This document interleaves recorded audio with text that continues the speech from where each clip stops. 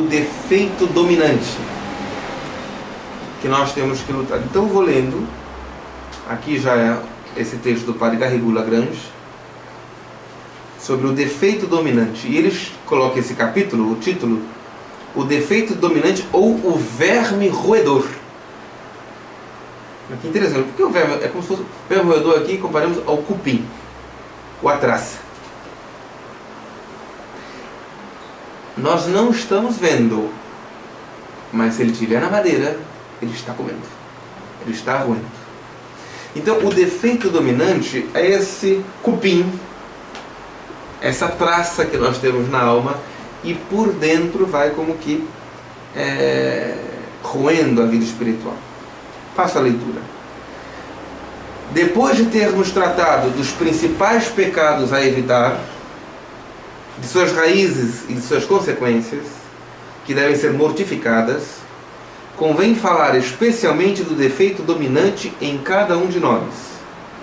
Para proceder ordenadamente, é preciso primeiro ver o que ele é, depois como conhecê-lo ou discerni-lo, e enfim, como combatê-lo. Como o padre Garrigou-Lagrange é um fiel filho de Santo Tomás de Aquino, ele é um mestre. Então, ele vai dizer, nós temos que falar sobre o defeito dominante, mas nós precisamos falar três coisas. O que é o defeito dominante? Como descobri-lo e como combatê-lo. Então ele já deu a aula, já deu o esquema do que nós precisamos saber. O que é o defeito dominante?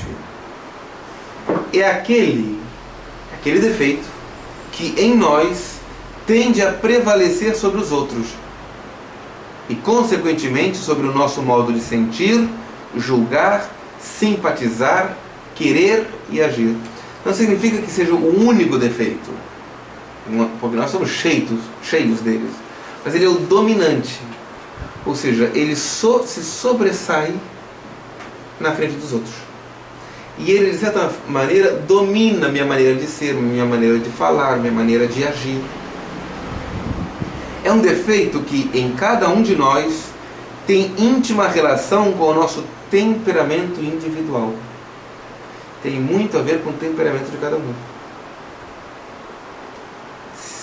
Dependendo do temperamento que eu tenha, né, será o defeito. Há temperamentos inclinados à moleza, à indolência, à preguiça, à gula, à sensualidade. Já outros inclinados, sobretudo, à ira e ao orgulho. Então o que nós temos que descobrir é qual é este meu defeito dominante, que me domina. Não subimos todos pela mesma vertente ao alto da perfeição, ou seja, São João da Cruz chama esse alto da perfeição de Monte Carmelo. A subida ao Monte Carmelo é o crescimento da vida espiritual, mas nem todo mundo segue pela mesma trilha. Por quê? Porque cada um tem suas batalhas próprias. Cada um de nós tem os nossos combates, e os meus combates são só meus. Eu não posso querer ser igual ao outro. Aí eu quero combater o que ele está combatendo. Eu vou criar uma caricatura da vida espiritual e não vou combater o que eu tenho que combater. Uma hora depois eu desabo. Porque eu tenho que conhecer-me, a mim, meus defeitos, e meu defeito dominante, para descobrir qual é o combate que Deus quer que eu trave.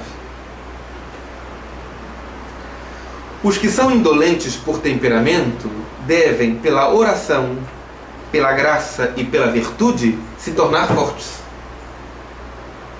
Fortes para lutar contra a preguiça, fortes para lutar contra a gula, fortes para lutar contra a luxúria.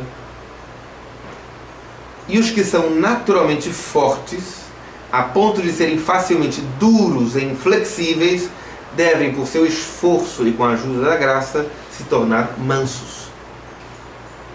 Vejam. Então, eu tenho que perceber o que Deus quer que eu combata para conseguir. há algumas pessoas, por exemplo, de temperamento muito forte, às vezes eu vejo na direção espiritual, assim, e elas sofrem porque elas se acham fracas na fé, fracas. É o contrário. Ela tem um temperamento forte e o seu defeito dominante é exatamente isso. É o que ela precisa ser mansa e confiar e ter paciência com os outros, pedir ajuda. Ou seja, ela criou um modelo de santidade e quer se adequar àquilo. Quando ela não percebe que o seu caminho tem que passar por isso aqui. É individual. O seu combate não é o combate do outro. É isso que nós temos que aprender, que a vida espiritual é a minha vida em Deus. E eu sou diferente da minha irmã, do meu irmão, do meu pai, da minha mãe, de todo mundo. Quais são os meus combates? E Deus não se escandaliza de meus combates. Ele só quer que eu combata. O que é o defeito dominante? Diz ele, é aquele que em nós tende a prevalecer sobre os outros e, consequentemente, sobre o nosso modo de sentir, julgar, simpatizar, querer e agir. É um defeito que em cada um de nós tem íntima relação com o nosso temperamento individual. Todos nós temos muitos defeitos. Se não conseguíssemos ver isto, sobretudo depois de vermos tantos pecados, os pecados capitais, seríamos por muita soberba. Se eu não consigo reconhecer meus muitos defeitos. Mas existe algum defeito que em mim predomina sobre os outros. Isso está muito a ver também com o meu temperamento, com a minha maneira de ser, com até mesmo com as faltas passadas, recorridas, com aquilo que nós chamamos de relíquias do pecado, os resquícios do pecado que deixou na alma, vão como que predispondo a um tipo de defeito que começa a dominar, que domina nossa maneira de sentir, de julgar, de falar. Isso vai depender do temperamento. Uns pode ser a ira, a irascibilidade. De outros pode ser já a moleza, a preguiça. De outros pode ser a sensualidade, que sei eu. Então, o defeito dominante é esse defeito, como o próprio nome diz, que prevalece sobre os outros defeitos, ou pelo menos tende a prevalecer sobre os outros defeitos. É o nosso inimigo doméstico, né? Porque ele está dentro de casa. Não está na rua, está dentro de casa, ou seja, está dentro de nós. E por isso ele é dos mais perigosos, se não o mais perigoso. Porque está tendendo-nos, puxando-nos para a falta. E normalmente ele é oposto àquela qualidade natural que Deus colocou em nós. Todos nós temos qualidades naturais. E alguma qualidade pode se sobressair. E então, o defeito dominante normalmente é o oposto dessa qualidade, que Deus quer florescer com a sua graça em nós. Por exemplo, São Francisco de Sales é dito o doutor da mansidão. Ou seja, sua qualidade, nesse caso até sobrenatural, o que Deus quis fazer dele o homem melífluo. Melífluo vem de mel, o homem doce. Mas seu defeito dominante era a irascibilidade. Ele era irascível. Ele venceu seu defeito dominante com a ajuda da graça e se tornou aquilo que Deus queria para ele. Então, pelo defeito dominante também, nós estamos lutando contra ele e nós vamos fazendo ou permitindo que Deus faça a obra que ele quer fazer em nós, que nós resplandeçamos algo de sua glória. É isso que ele quer. Cada um de nós foi chamado, fomos criados por Deus para resplandecer sua glória de maneira única e irrepetível. Ninguém mais pode resplandecer a glória de Deus como eu resplandeço, se eu for fiel.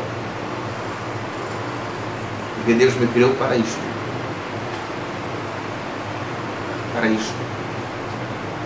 Então, por isso que a inveja na vida espiritual é um pecado contra o Espírito Santo. Porque é não reconhecer a misericórdia e o amor de Deus para comigo gratuitamente. Eu não fiz nada para receber este amor, nada para ser escolhido, nada para ser chamado a resplandecer a sua glória, pura gratuidade de Deus. E acabo querendo me comparar porque o outro tal, porque o outro tal. Então, ou seja, é um desprezo, inclusive, dos dons que eu recebi, o que Ele quer me dar.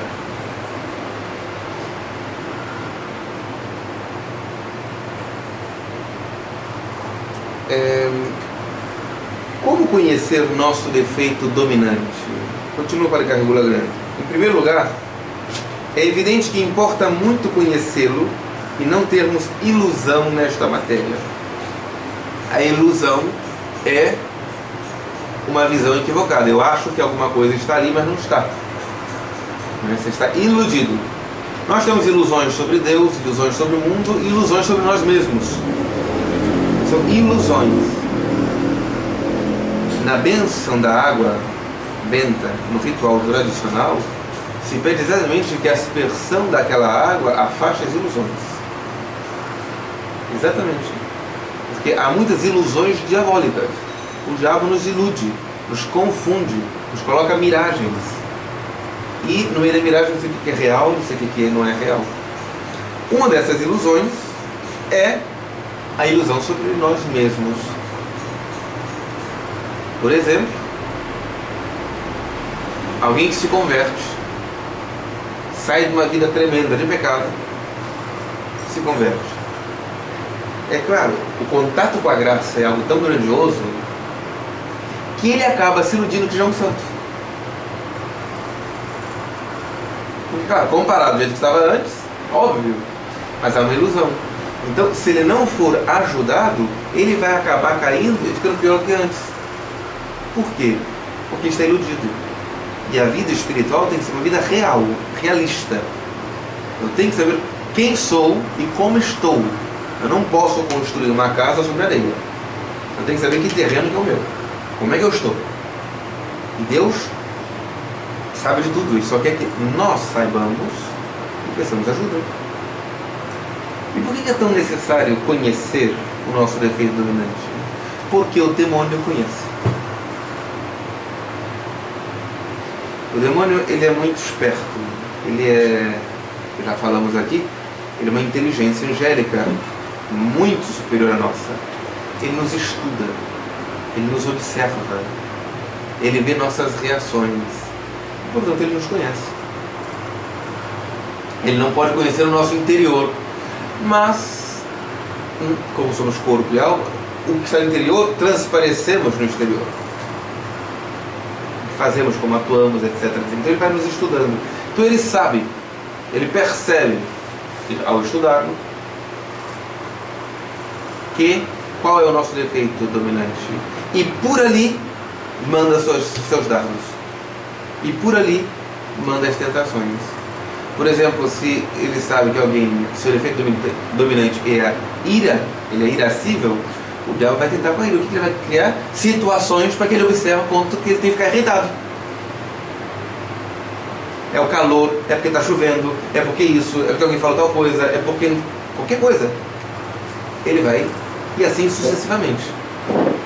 Se é uma tendência à preguiça, à moleza, ele vai tentar, vai mostrar o fardo que é trabalhar, o fardo que é entregar-se para Deus, o que é. Ou seja, ele vai conhecendo. E ele vai, descobre o nosso ponto fraco, vulnerável. Por isso é importante conhecê-lo também. Existe um livro antiquíssimo na China antiga. Hoje está todo mundo lendo. Às vezes não pelos bons, lendo para se armar mesmo. A Arte da Guerra. Um livro de guerra mesmo. E que pode ser usado na vida do dia a dia. Por isso que... Mas uma coisa que esse autor chinês fala é exatamente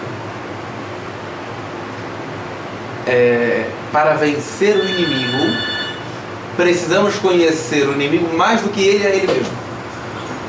Se nós conhecemos o inimigo mais do que ele se conhece, nós o vencemos. Porque ele pode ter todas as forças, todas as armas, todo o número de pessoas contra nós. Mas se ele não sabe que tem, se ele não sabe como usar, nós vencemos. Então o demônio, se ele conhecer mais de nós mesmos que nós a nós mesmos, ele vai vencer.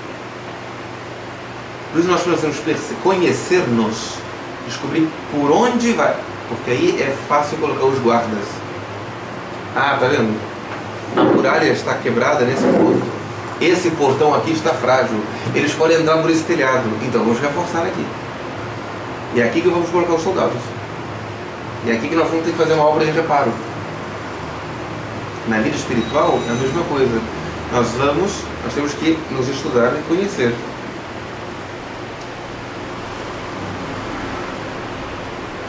Aos principiantes na vida espiritual, lembramos que os principiantes não são necessariamente aqueles que estão começando a ter vida espiritual agora. É aqueles que estão naquele estágio que se chama estágio inicial da vida espiritual. E isso pode durar muito tempo, se a alma não for, ainda que não é, o estado normal não é para ficar assim. Da mesma forma que alguém que tem, por exemplo, nanismo, uma pessoa que é anã, ela passa pelas fases da vida, infância, adolescência, juventude, adulta, mas seu corpo não acompanha,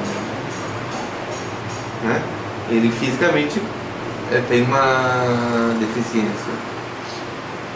Na vida espiritual pode acontecer a mesma coisa, passar os anos e ficarmos estagnados. Só que isso não é o normal desenvolvimento da vida espiritual. A vida espiritual é chamada a crescer, como a semente que é lançada na terra é chamada a crescer. Não é para ficar semente, não é para ficar só brotinho, é para crescer e dar fruto. E diz o Senhor, fruto em abundância. O que Ele espera, o que Ele quer. Então, os principiantes, quando são sinceros, é fácil descobrir a sua vida, o seu defeito dominante. Ele percebe e ele é sincero, vai falando. Agora, aqueles que já vão avançando na vida espiritual, é mais difícil, porque o defeito dominante, se ela não descobriu ainda, ou naquele momento, ele se camufla de virtude. Parece algo virtuoso. Então, por exemplo, de novo, o mesmo exemplo. Uma pessoa que tem o defeito dominante da ira, ele é irascível. Se ele começa agora o espiritual e ele entende que existe um defeito dominante que ele precisa lutar, puxa, eu realmente sou irado, eu sou irritado e tal, e tal, e tal.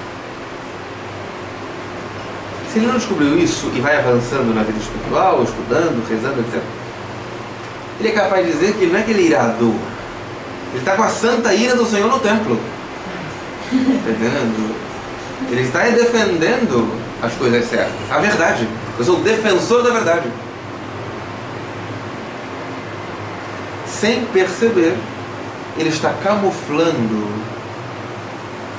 seu defeito dominante com uma aparência de virtude. E se ele faz isso, ele não vai conseguir lutar contra o seu defeito dominante. Ele acha que aquilo é um bem.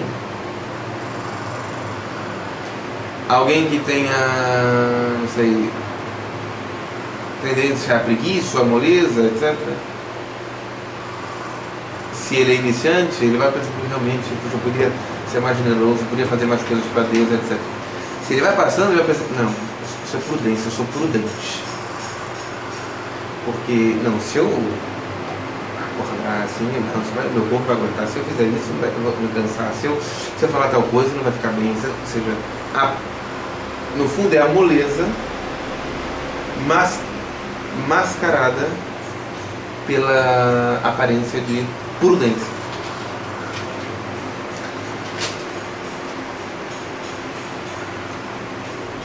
Para conhecê-lo bem, nós precisamos pedir luzes a Deus, luzes ao Espírito Santo.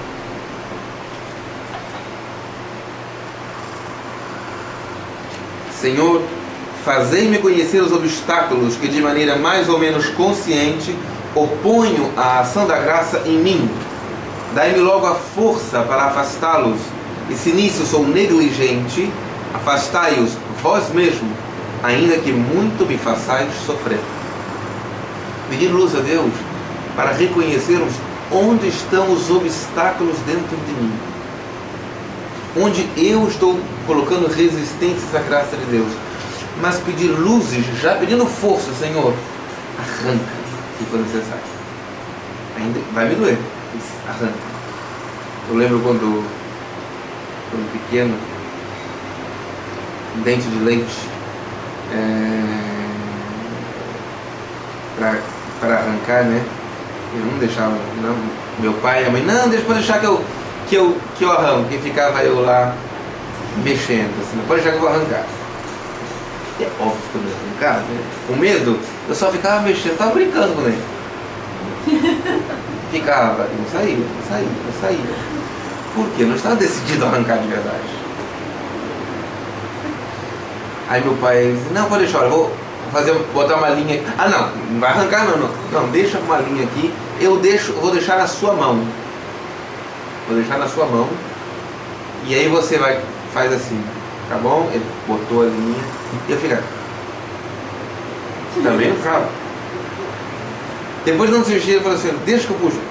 Aí comecei a chorar, não, pode deixar que eu vou avisar, calma, então assim. Então, olha, eu vou contar de 1 até 3 e eu vou puxar. 1, bum, e puxou. 1, saiu de uma vez só. No fundo, nós somos igual essa criança. Sabemos, quando descobrimos, primeiro tem que descobrir, mas quando descobrimos quais são os nossos defeitos, não temos coragem de arrancar. A gente pode até fingir, balançar para ver se só com um toquezinho o dente cai ou o defeito vai embora, mas não, tem que arrancar. Então nós temos que pedir ajuda. A outra mão, que nos ama, que quer fazer isto pelo bem nosso e quer ajudar-nos a nossa fraqueza e não temos coragem de fazer, o Espírito Santo. Pedir a Deus, arranca de mim meus defeitos, ainda que doa, Senhor. Depois de ter pedido muito sinceramente a Deus que nos ilumine, é preciso examinar-se seriamente. Nós temos que fazer um exame de consciência. Quais são os meus defeitos? E quais são aqueles que estão à frente, dominando os outros? Por exemplo, uma pergunta de exame que pode nos ajudar é: para que lado tendem minhas mais comuns preocupações quando acordo pela manhã ou quando estou só? Por exemplo, quando eu acordo, quando eu estou sozinho, para onde vai minha mente? Em que eu estou pensando quando eu estou pensando em nada? É uma pergunta um pouco, um jogo de palavras, né? Mas isso, o que eu estou pensando quando eu não estou pensando em nada? É para aí que vai meu coração. Isso já tem que começar a perceber. Olha, meu coração está tendendo para isso. Não é necessariamente nada ruim, nem pecaminoso, não é nenhuma tentação necessariamente, mas eu já vou percebendo o que está povoando o meu coração.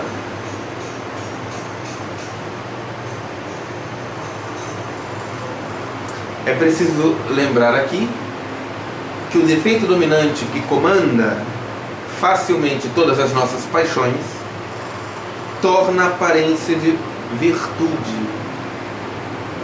Então,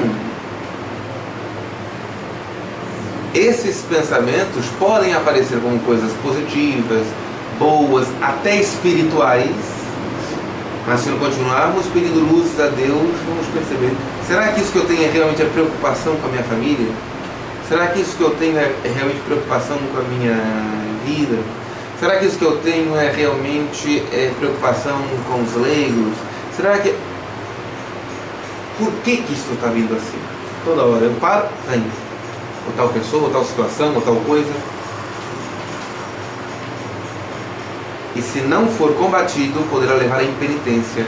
Se não combatermos, se não percebermos primeiro, nós vamos nos acostumando.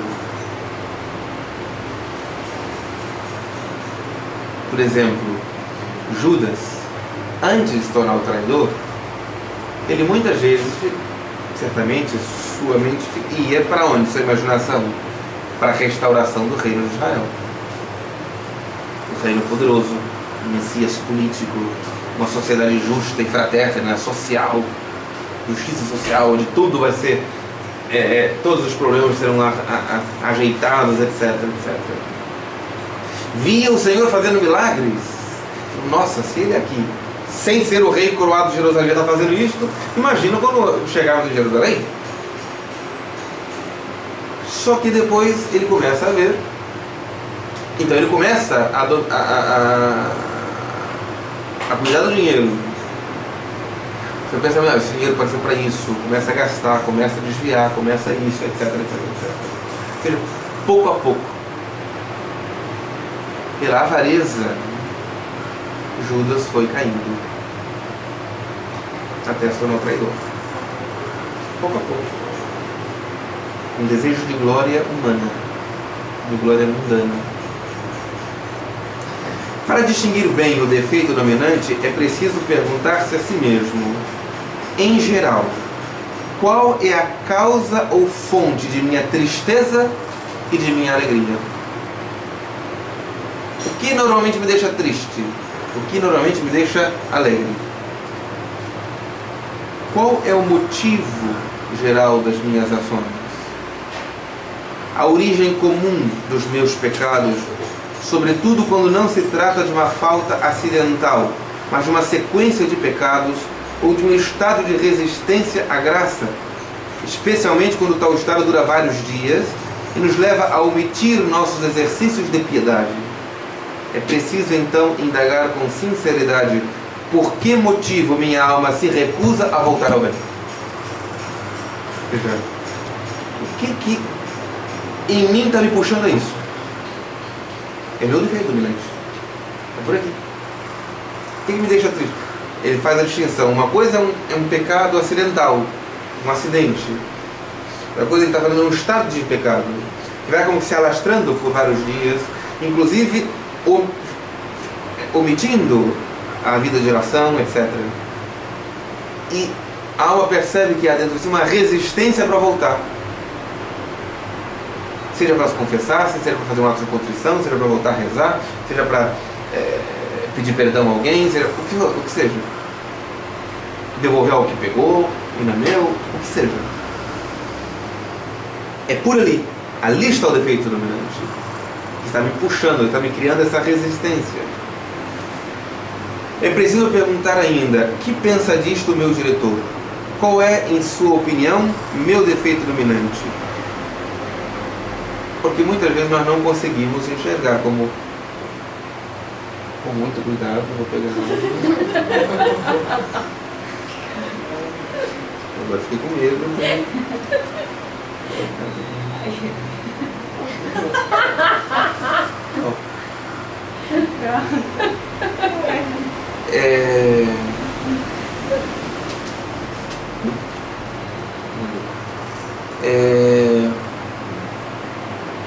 Ninguém é bom juiz em causa própria.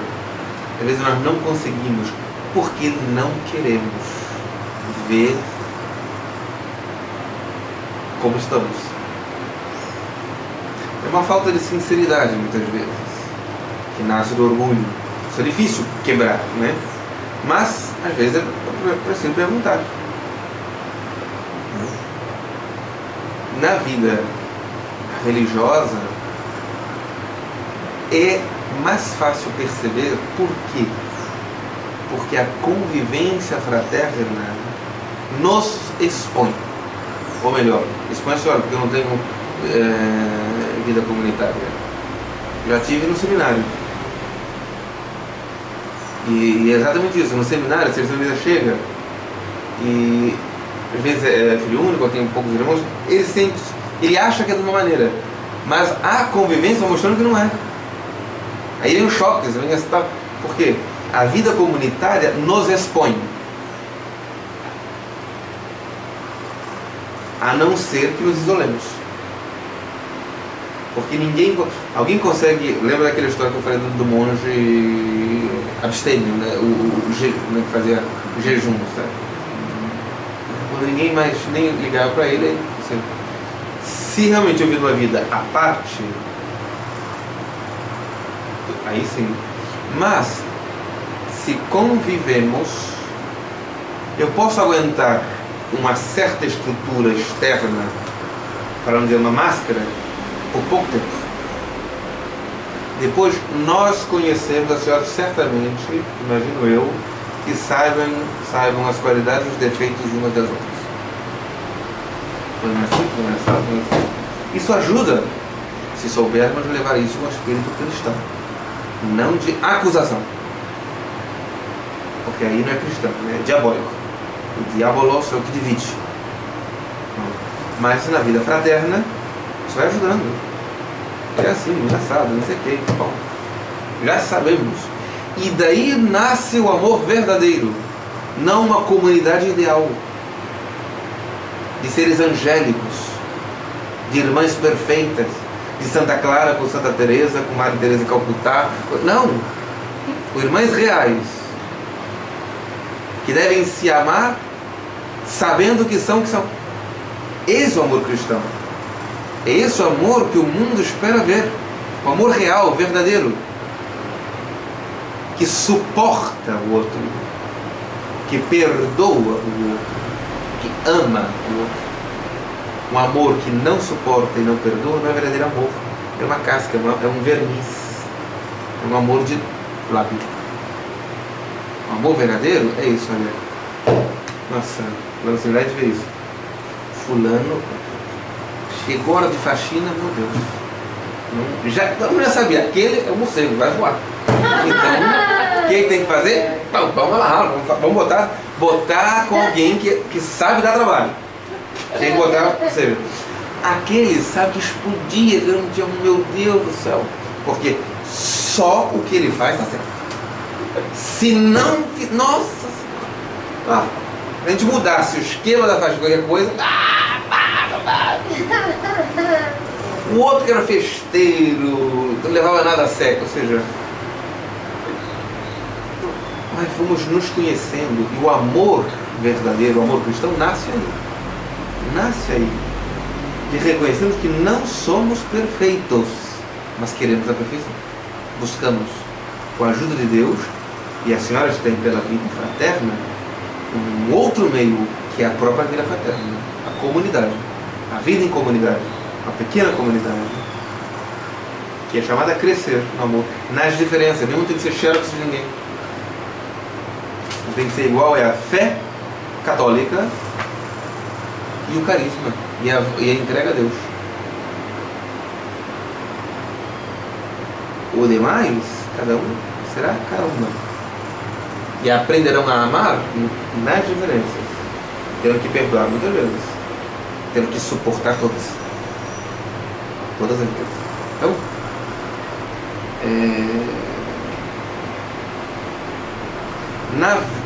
os nossos defeitos vêm à tona. Isso tudo foi para dizer que na vida comunitária é mais fácil também, porque os defeitos já vêm mais à tona. Percebemos. Só que o orgulho pode nos cegar e dizer, não, tu não acha que é assim, mas você não sabe da minha vida espiritual. Estou fazendo isso aqui porque eu vi que na história de São Quodvo de Deus é um santo verdadeiro, hein? Tem um nome, né? Inclusive tem um texto da Liturgia das Horas, São Quodvo de Deus, na vida dele, ou de São, por exemplo, a irmã está achando que eu não quero trabalhar só porque eu estou aqui assim, parado na hora. Mas São Simão Estilita viveu 30 anos em cima de uma pilastra. Ué, eu estou aqui lidando com Simão Estilita, eu vou aqui parar de enquanto somos facilmente nos convencemos de que o que fazemos é bom demais.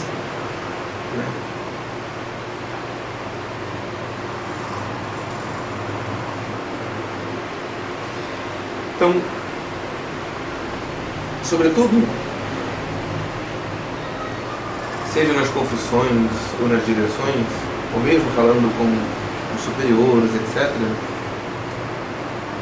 percebemos o que em nós está puxando os defeitos, as tristezas e alegrias. Por quê? De onde vai? E daquilo que normalmente o nosso defeito vai estar escondido com as desculpas. Normalmente do que eu mais me desculpo, e quero dizer que eu sempre tenho a razão, se formos cavando, é por ali que vai o nosso defeito. É por ali. Porque eu sempre tenho uma resposta para dar. Sempre tenho uma desculpa para dar.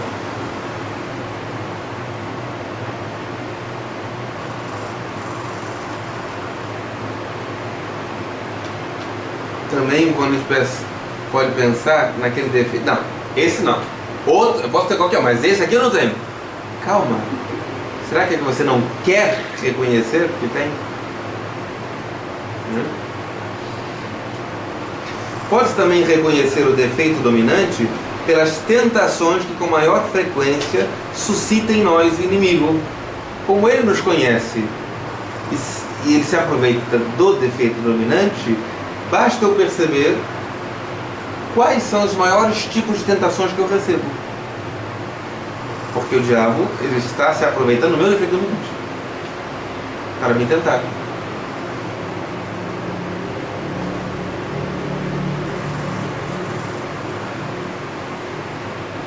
E também, para nos perceber que nos momentos de verdadeiro fervor, de vida de oração,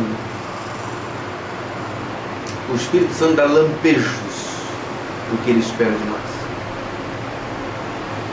Então podemos perceber isso. Lampejos. Ele pode nos iluminar e mostrar por onde ele quer que façamos esse tipo de sacrifício, de mudança de vida, etc, etc.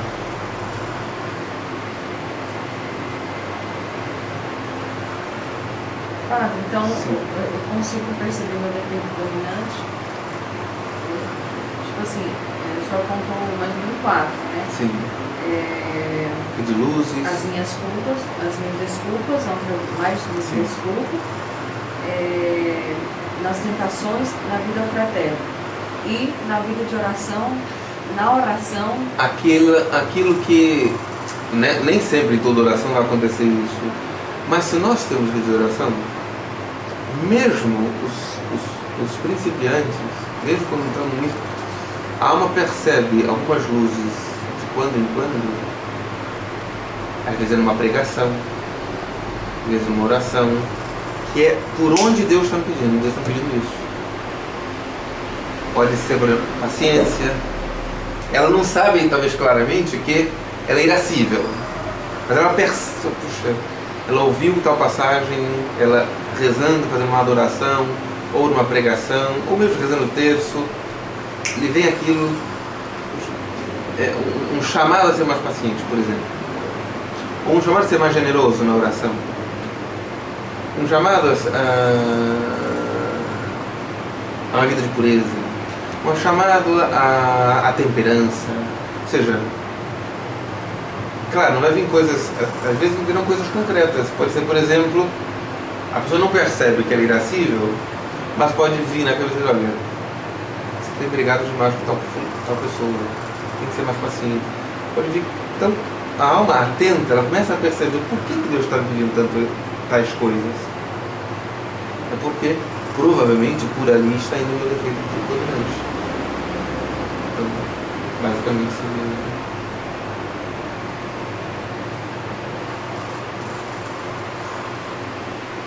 Como combater o defeito dominante? Diz o Padre Carlos Gloriante.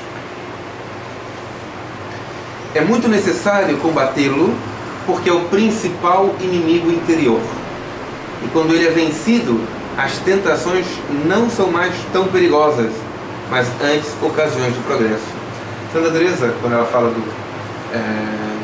do castelo interior, ela fala que quando a alma entra no castelo, ou seja, passa a ter vida de oração, está em estado de graça, etc., ela entra, só que com ela entram vários bichos peçonhentos que vão acompanhando a alma nas moradas do castelo. Mas Depois da terceira morada, na quarta em diante, os bichos ainda estão até ali, mas não incomodam mais. É como se imaginando se fosse aqui do mosquito. Ele tem que ficar com a raquete que eu vejo as senhoras matando todos os mosquitos. Porque eles estão aí, se incomodam. É como se em determinado momento houvesse mosquitos, mas eles nunca nem mais chegassem perto da gente. São as tentações. Se nós lutamos contra o nosso defeito dominante, as tentações, ao invés de serem perigosas, serão beneficentes, porque vão nos ajudar a crescer na graça. Porque eu centrei o meu combate no defeito dominante, que puxa, né? É como se eu fosse na cabeça da cobra. Não precisa ficar. Se eu ficar cortando com facão o chocalho, tem aquela cascavel, né? Corta o chocalho, tudo bem. Cortei o chocalho que dá um medo aquele chocalho. Nunca vi, pessoal, graças a Deus. Mas já vi um serpentário, né? Mas solta, nem quero. Mas eu fico cortando. Eu vou cortar muitas vezes e ainda sou capaz de ser picado por ela. Agora, se eu for direto na cabeça, o chocalho pode até continuar chocalhando até o corpo parar de mexer, mas não vai mais nada. Se nós descobrirmos o defeito dominante e começarmos a combatê-lo, as outras tentações elas vão perdendo forças e elas se transformam em meio de crescimento espiritual. Este defeito principal, porém, não será vencido enquanto não houver um verdadeiro progresso na piedade ou vida interior. Enquanto a alma não tiver chegado a uma verdadeira e estável vontade fervorosa, ou seja, aquela prontidão da vontade no serviço de Deus, que é, segundo Santo Tomás, a essência da verdadeira devoção. Para Santo Tomás, o que é a devoção? A devoção não é a oração do texto. Nós utilizamos a palavra devoção com orações devocionais. Para Santo Tomás, devoção é aquela docilidade da alma para fazer tudo o que convém à nossa salvação. Isso é ser devoto. Então, a alma fica predisposta a buscar a salvação. Para este combate espiritual é preciso recorrer a 3 meios principais: a oração, o exame de consciência e a penitência. Então, a alma devota, ela é dócil à oração, dócil a examinar-se e dócil a fazer penitência. Esse é o devoto. Um devoto que reza só quando tem vontade, ou aquilo que gosta, que não se conhece, porque não se examina e reclama de tudo que passa na vida, ele não é devoto. Ele tem uma religiosidade natural. Ele pode rezar 3.000 terços, assim no meio dos... mas não é devoto. O verdadeiro devoto, e há muitas almas simples que são devotas. Então, o Padre Guerreiro Lagrange ele apresenta não como um modelo de oração que precisamos repetir essas palavras, mas um modelo sim do que do tema que nós devemos pedir. Então ele coloca assim: oração sincera, por exemplo: Senhor, fazei-me conhecer o principal obstáculo à minha santificação. É isso que nós temos que pedir. Qual é o principal obstáculo? O que o demônio, o mundo e a carne estão me apresentando como o maior obstáculo para a minha santificação agora? Aquele obstáculo que me impede de tirar fruto, aquele obstáculo que me impede de tirar fruto das graças e também das dificuldades exteriores. Ele cita alguns santos, como São Luís Bertrand, que chegavam a ponto de dizer: queima e corta nesta vida tudo o que me impede de ir para vós. Queima e corta. Tudo nesta vida, tudo que me impede de para vós. São Nicolau de Fleury dizia: tira de mim, Senhor, tudo que me impede de ir para ti. Tira de mim. Dá-me tudo que a ti me conduza. Toma-me a mim e entrega-me tudo a ti. Então, essa oração que nós devemos pedir: Senhor, me mostra quais são as minhas resistências, quais são os meus obstáculos. Aquilo que às vezes vai me doer ver, vai me doer reconhecer. Não importa, Senhor, me ajuda e arranca de mim. Mas esta oração não dispensa o exame de consciência, que é ir percebendo por onde vão nossos defeitos e também nossa penitência, que pode ajudar também, uma vez percebendo qual é o defeito dominante, impor-se penitências a cada vez que se cai nele. Por exemplo, de novo, uma pessoa irascível, ela vai ter que lutar com isso. Se eu gritar contra alguém, eu vou rezar um terço. Ou seja, vai se impondo, ou usar uma via sacra, ou vou ficar uns minutos a mais de joelhos diante do Santíssimo Sacramento. Ou seja, eu pequenas penitências que eu vou me impondo como que remédios para ir tentando frear aquilo. Um momento de silêncio, uma mortificação interior ou exterior, uma oração, etc.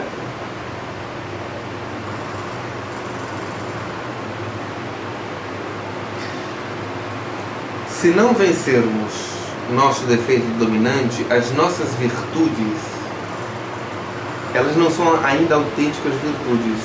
Elas são mais disposições a fazerem o bem do que realmente o hábito de fazer o bem.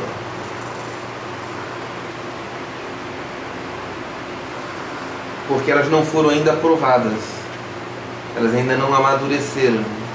E a luta contra o defeito dominante que vai ajudando também no nosso crescimento espiritual.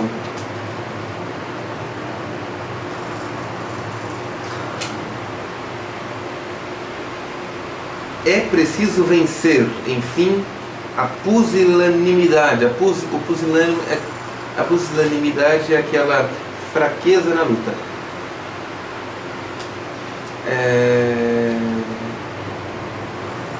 Quem aqui já assistiu o Chapolin Colorado?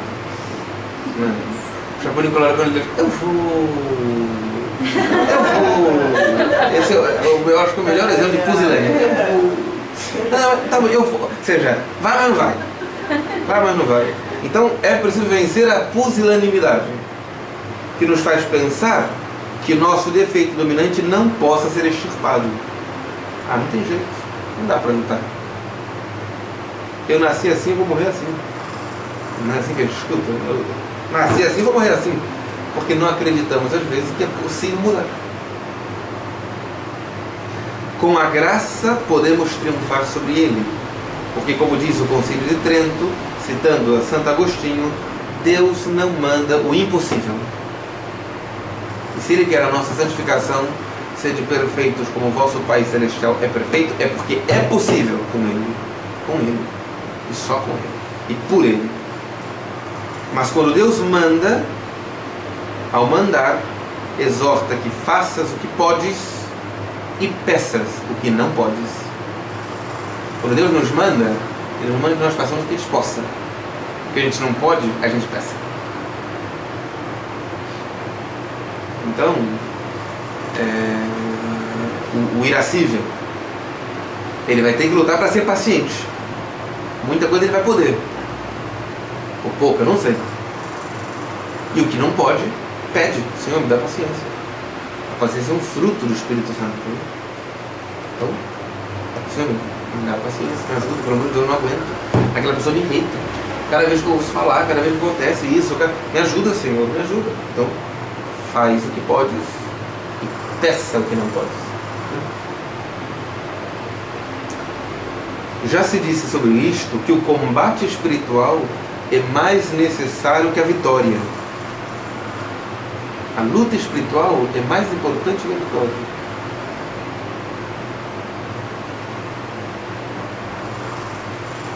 Não podemos dar tréguas aos nossos defeitos. Não podemos... esses são meus pecadinhos, minhas coisinhas do dia a dia. As pessoas falam muito isso, né? Meus pecadinhos do dia a dia. É porque se acostumaram, criaram defeitos de estimação. Defeitos de estimação. Não vamos acreditar no inimigo que quer convencer-nos que é impossível ser santo. É impossível ter vida interior. É impossível vencer nossos defeitos, sobretudo o defeito dominante. A verdade é que sem esta luta perseverante e eficaz, nossa alma não pode sinceramente aspirar à perfeição cristã. Se não lutamos contra o nosso defeito dominante, não aspiramos verdadeiramente à santidade. A santidade não é só uma coisa assim, que coisa bonita que eu vou receber e tal. Não. Ela é essa coisa maravilhosa e bela, mas que leva consigo uma dura batalha. Uma dura batalha. Nessa dura batalha está a batalha contra o nosso defeito dominante. Sem este combate, não se tem alegria interior, nem paz. Porque a paz é a tranquilidade na ordem de Santo Agostinho. E a paz nasce do espírito de sacrifício. Normalmente, o que mais nos às vezes preocupa, nos irrita, são as dificuldades, as cruzes da vida, do dia a dia. Então temos a tendência a fugir do que nos custa, do que é difícil, para não sofrermos e sermos felizes. Qual é o resultado? Nem somos felizes e continuamos sofrendo e redobrando. Quando abraçamos a cruz da minha vida, que me faz sofrer só em olhar, quando eu abraço e beijo, não só o sofrimento se transforma em paz, como eu recebo a verdadeira alegria. A alegria com paz. É isto que o mundo não entende. Se der, hoje eu gostaria de falar, ao terminar, só sobre o combate contra o mundo. É uma coisa simples, mas como um corolário disso aqui.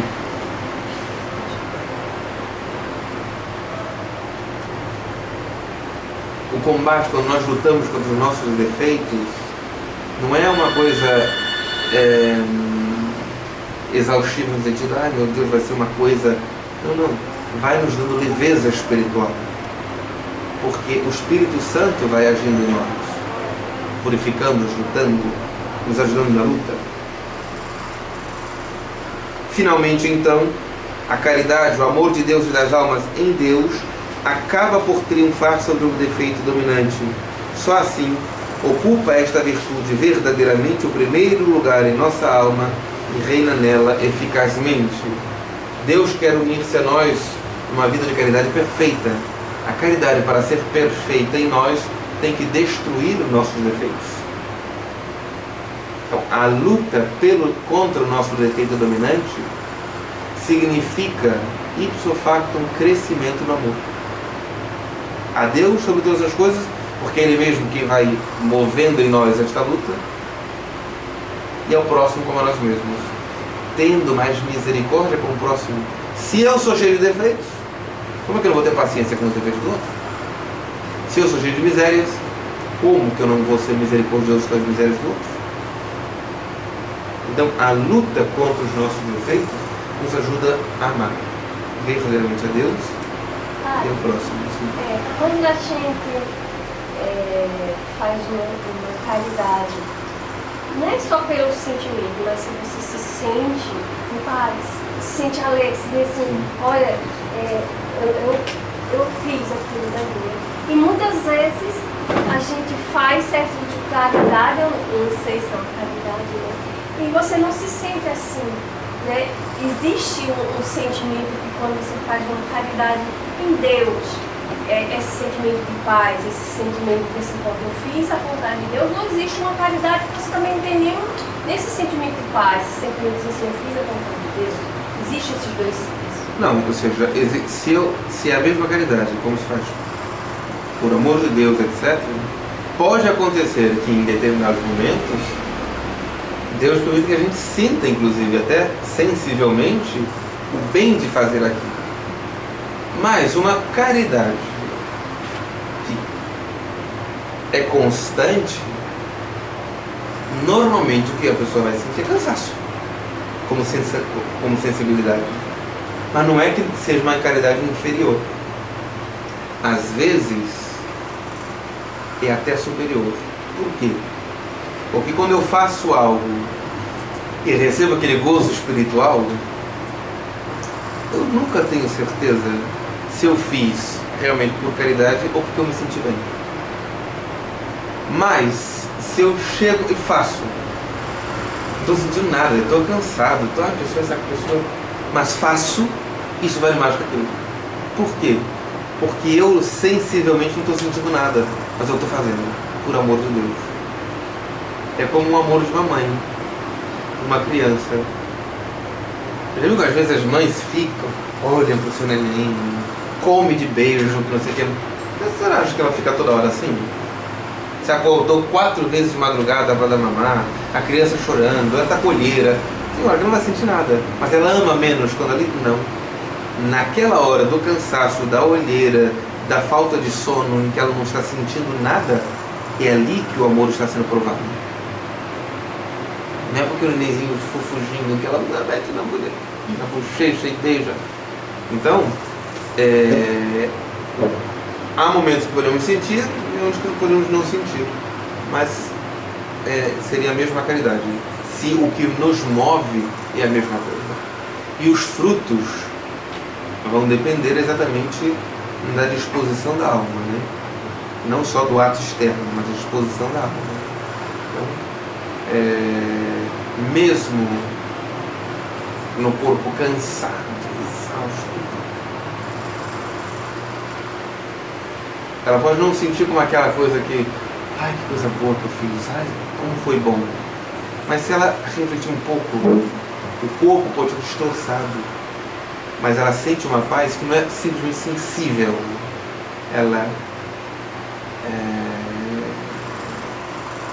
eu fiz a vontade de Deus, servo bom e fiel, entra na glória do Senhor. Então,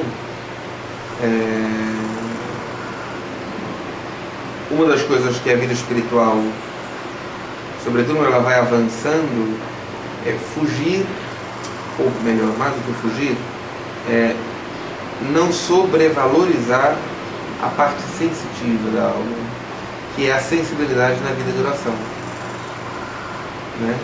Que é fazer porque eu recebo essas gratificações. Há momentos em que a oração dá essa gratificação, a adoração dá essa gratificação, a caridade dá essa gratificação, há outros momentos que não. E a alma que ama verdadeiramente a Deus vai perseverar mesmo não sendo gratificada sensivelmente.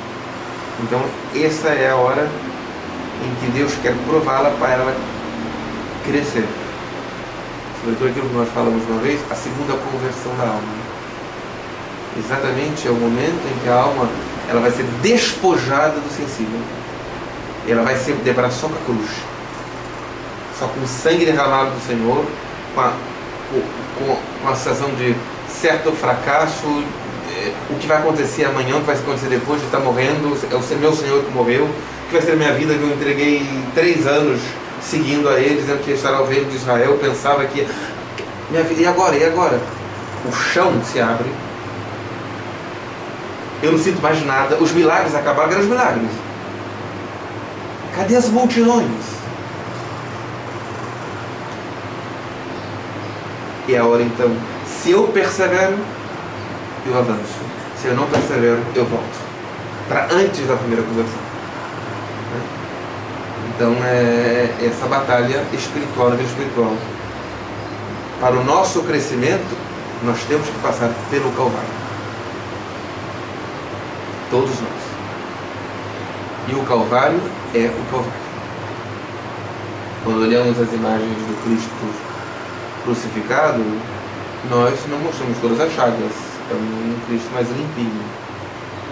Mas não foi assim. Não foi assim. Diz o profeta Isaías, profetizando sobre aquele momento, que ele era chagas, o corpo inteiro. Ninguém nem aguentava olhar de quem se virava o rosto. Era como um verme, o varão das luzes. Ele colava. Então, é claro, para enfrentar esse Calvário, o estágio desse Calvário, às vezes Deus vai tirando antes esta sensibilidade, porque imagina, se eu saio da vida de oração, do bem-estar, vendo tudo, vier para a cruz, eu saio correndo.